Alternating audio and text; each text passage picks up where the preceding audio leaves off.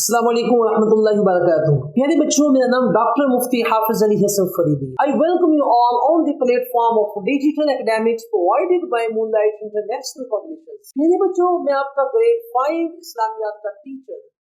پیارے بچوں، آج ہم چیپٹر نمبر 2 ایمانیات و عبادات میں سے پوائنٹ نمبر 2 ختم نبوت اور اطاعت رسول خاتم النبیین صلی اللہ علیہ وآلہ وصحابہ وسلم پڑھ رہے ہیں.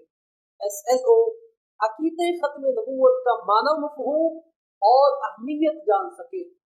SLO حضرت محمد رسول اللہ خاتم النبیین صلی اللہ علیہ وآلہ وصحابہ وسلم کو ہمیشہ کے لیے اللہ کا آخری نبی و رسول مانتے ہوئے یہ یقین کر لے کہ آپ خاتم النبیین صلی اللہ علیہ وآلہ وصحابہ وسلم کے بعد کوئی اور نبی یا رسول آنے والا نہیں ہے.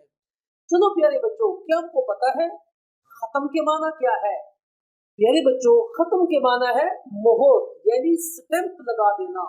اور ختم نبوت سے مراد یہ ہے کہ ہمارے پیارے نبی حضرت محمد خاتم النبیین صلی اللہ علیہ وآلہ وصحابہ وسلم اللہ کے آخری نبی اور آخری رسول ہیں، اور قیامت تک آپ خاتم النبیین صلی اللہ علیہ وآلہ وصحابہ وسلم کے بعد کوئی نبی یا رسول آنے والا نہیں ہے. اور جو شخص اس عقیدے کو نہ مانے وہ دائرہ اسلام سے خارج ہے اور وہ جھوٹا ہے.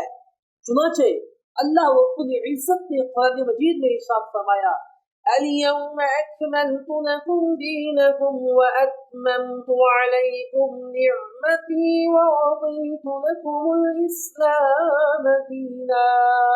ترجمہ: اے نبی خاتم النبیین صلی اللہ علیہ وآلہ وصحابہ وسلم، آج کے دن میں نے تمہارا دین تمہارے لیے مکمل فرما دیا ہے اور تم پر اپنی نعمت کو پورا کر دیا ہے. تمہارے لیے اسلام کو بطور دین پسند فرما دیا ہے. سورہ المائدہ آیت نمبر 3. پیارے بچوں، حضرت محمد رسول اللہ خاتم النبیین صلی اللہ علیہ وآلہ وصحابہ وسلم نے ارشاد فرمایا، نبوت اور رسالت کا سلسلہ ختم ہو چکا ہے.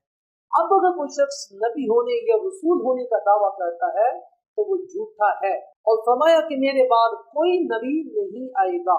حدیث جامع ترمذی حدیث نمبر 2272. پیارے بچوں، آج کا ہمارا لیکچر ختم ہوا. اگلے لیکچر میں پھر ملیں گے. اپنا خیال رکھیے گا. اللہ حافظ.